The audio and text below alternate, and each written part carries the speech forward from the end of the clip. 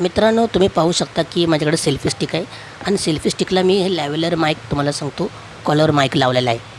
तुम्ही बघू शकता, तुम्हाला मी दाखवतो.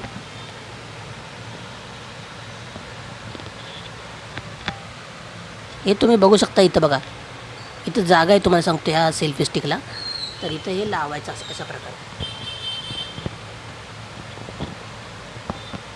अशा प्रकारे लावल्यानंतर तुम्ही असा, तुम्हाला सांगतो तसं इंटरव्ह्यू तुम्ही देऊ शकता. असा कोणाचा तुम्हाला इंटरव्ह्यू घ्यायचा असेल तर अशा प्रकारे तुम्ही घेऊ शकता.